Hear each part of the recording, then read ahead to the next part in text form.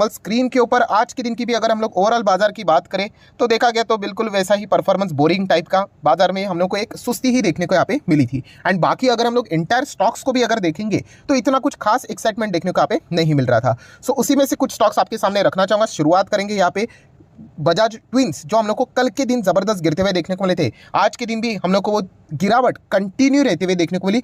Near by 2% की गिरावट Bajaj finance में होती हुई देखने को मिली। एंड जैसे कि कल भी मैंने आप लोगों को लॉजिक के साथ, डेटा के साथ प्रूव करके बताया था कि जब बजाज फाइनेंस में भी प्रेशर आता है तो यूजुअली बजाज फिनसर्व में भी आप लोगों को प्रेशर देखने को मिल जाता है। इनफैक्ट बजाज फिनसर्व तो आज 2.5% से ज़्यादा यहाँ पे गिरा है। सो गिरावट के पीछे की वजह ऑलरेडी अभी पूरे बाजार को यहाँ पे पता चल ही गई है कि बजाज फाइनेंस के जो नंबर्स थे, Q3 के अपडेट्स थे, वो बाजार के पर्टिकुलर ग्रुप्स को, हम कह सकते हैं ट्रेडर्स को, शॉर्ट टर्म वालों को इतना पसंद नहीं आए। वो और ग्रोथ को एक्सपेक्ट कर रहे थे। एंड उसके बाद अगर ओवरऑल अगर हम लोग बाजार के सिनेरियो की भी बात करें तो बाजार में कोई एनकरेजमेंट वाला मूवमेंट देखने को नहीं मिल रहा है कि बाइंग की जाए करके। सो पहले से ही बिक वाली है एंड इसके चलते स्टॉक में ऑलरेडी हम लोग को यहाँ पे प्रेशर देखने को यहाँ पे मिल रहा है। तो इसके चलते बिक वाली हम लोग को कंटिन्यू रहते हुए देखने को यहाँ पे मिल चुकी है।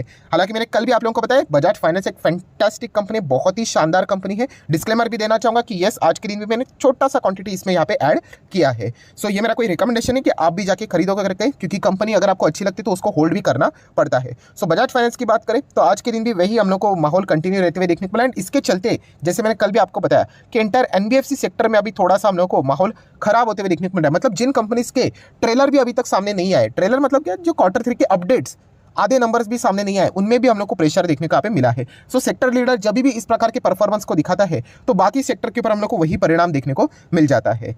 सो नेक्स्ट अगर हम लोग यहाँ पे बात करेंगे दोस्तों तो RVNL। यस दोस्तों, RVNL की बात करें तो गिरावट वाले माहौल में मतलब बहुत ही एक अच्छी बात क्या है कि इतना एक तरफा तेजी देखने को मिली। मतलब 6 महीने में 136% की तेजी, नो डाउट टॉप लेवल से थोड़ा बहुत प्रॉफिट बुकिंग करेक्शन देखने को मिला है, बट उसके बावजूद भी इतना बड़ा करेक्शन नहीं हुआ है। एंड इसके पीछे का रीजन तो आप सभी लोगों को यहाँ पे पता ही है कि बजट में रेलवे सेक्टर से जुड़े बड़े धमाकेदार अनाउंसमेंट हो सकते हैं, ये उम्मीद यहाँ पे चल रही है। एंड उम्मीद के पहले भी कुछ छोटे छोटे खबरें हम लोग को देखने को यहाँ पे मिल रही है।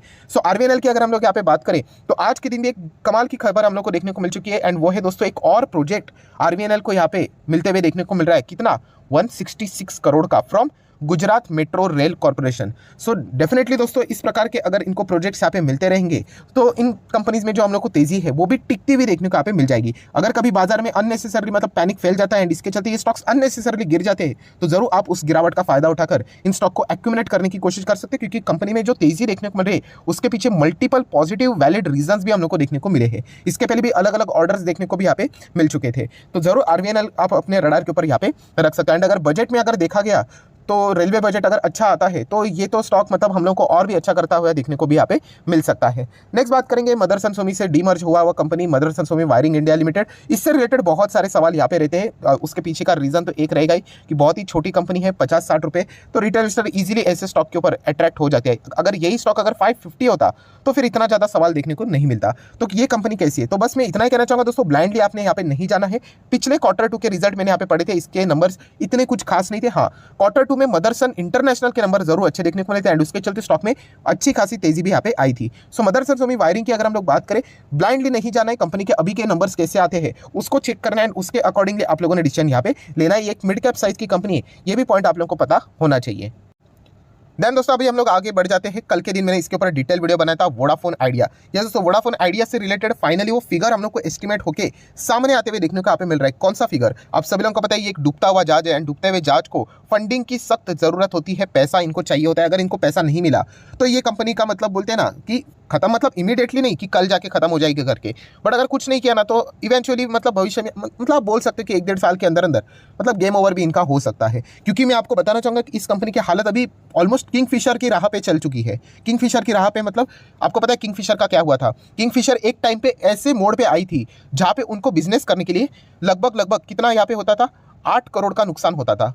कितना? बिजनेस करने के लिए, मतलब अगर किंगफिशर अगर अपना धंधा करती है तो 8 करोड़ का नुकसान होता था। एंड अगर किंगफिशर अपना धंधा ही बंद कर देती थी तो 6 करोड़ का उनको नुकसान होता था। मतलब ऐसा होता था कि बिजनेस चालू कर रखने का ज़्यादा नुकसान है, इससे अच्छा बंद करने का। उसी राह के ऊपर वोडाफोन आइडिया भी जाते हुए देखने को मिल रही है कि बिजनेस बंद करेंगे तो बच जाएंगे, कम लॉस होगा, अगर चलाएंगे तो और भी ज़्यादा घाटा। एंड इस मतलब चक्रव्यूह से अगर उनको यहाँ पे बाहर निकालना है, कोई ऑप्शन नहीं है, एक ही इंजेक्शन काम करेगा, वो है फंड रेजिंग। अगर वो फंड रेजिंग यहाँ पे नहीं कर पाते हैं तो मतलब बोलते हैं ना धीमे धीमे करके कंपनी मर रही है, ऐसा ही बोलना पड़ेगा। तो आप चेक कर सकते हैं, बताया जा रहा है कि 7,000 करोड़ का रिक्वायरमेंट है एंड इसके चलते वोडाफोन आइडिया अलग अलग बैंक्स को अप्रोच यहाँ पे कर रहा है। देखिए एक कॉमन सेंस वाली बात बताता हूँ आपको, कोई प्राइवेट बैंक ना इनको मतलब खड़ा भी नहीं करेगा। 7,000 करोड़ कौन दरवाजे पे खड़ा करेगा आपको, कि मतलब आपकी कंपनी की धज्जियां उड़ी हुई है, राइट। तो ये कहाँ से लोन मिल सकता है आप समझ सकते हो। यस, सरकारी बैंक से इनको यहाँ पे चांसेस है। बीच में अभी ऐसी अफवाहें भी आई थी कि स्टेट बैंक ऑफ इंडिया शायद से दे सकता है करके, अभी देगा नहीं देगा वो तो पता नहीं, बट हाँ अगर सरकार चाहे तो फिर वो ये डिसीजन हो सकता है। एंड कल के दिन हम लोगों ने यहाँ पे देखा था कि जो मिनिस्टर है उन्होंने बोला है कि अभी भी वोडाफोन आइडिया को हम लोगों ने हाथ खड़े नहीं किए, हम लोगों ने अभी भी हम लोग विचार कर रहे, डिस्कशन वर्किंग प्रोग्रेस है। सो वोडाफोन आइडिया को मतलब बोलते हैं ना ऑफिशियली अगर खबर कभी आ गई करके कि इनको फंडिंग मिलेगी करके, मतलब लोन मिलेगा करके फलाना फला बैंक से, तो उस टाइम पे ये स्टॉक रॉकेट बनेगा। एंड उस टाइम पे जिस बैंक का नाम सामने आएगा जिन्होंने इनको लोन दिया है, वो बैंक हम लोग को जबरदस्त गिरते हुए देखने को यहाँ पे मिल जाएगी। हालांकि ये याद रखना दोस्तों कि अगर स्टॉक इस न्यूज़ के चलते कभी अगर भागा तो प्लीज जाके निवेश मत कर लेना, वो एक ट्रेडिंग मूव है, राइट, इन्वेस्टमेंट मूव नहीं। इन्वेस्टमेंट मूव तब हम लोग कर लेते हैं जब कंपनी के नंबर्स में जोश नजर आता है, राइट। यही बात मैंने येस बैंक के वक्त भी आप लोगों को बताई थी। तो ये फैक्टर आप लोगों को पता होना चाहिए। तो देख लेते हैं 7,000 करोड़ का लोन किसी सरकारी बैंक से इनको मिलने के चांसेस है, क्या वो मिलते हैं भी या नहीं। देन दोस्तों बात करेंगे एक और संकट में फंसी हुई कंपनी, जी एंटरटेनमेंट। यस, ये भी मतलब वैसी स्टॉक है, मतलब कंपनी चल रही है बहुत ही मतलब मुश्किल में ये भी कंपनी हम लोग को देखने को मिल रहा है। एंड इस कंपनी का भी वही झमेला है, कैसे कि बहुत सारे बैंक्स के पास से लोन लेकर यहाँ पे रखा हुआ है एंड वो लोन को वो रिपे उन्होंने नहीं किया था।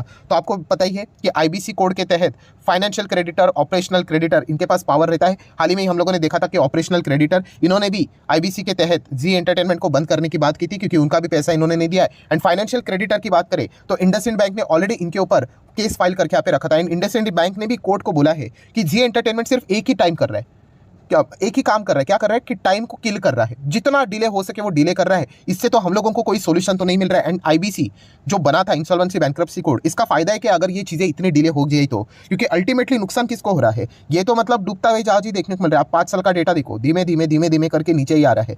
सो बैंड किसकी बज रही है, जो बैंक है जिन्होंने इनको लोन देके रखा है उनकी बैंड बज रही है। एंड बताना चाहूंगा इंडसइंड बैंक का नियर बाय 85 करोड़ का लोन फंसा हुआ है।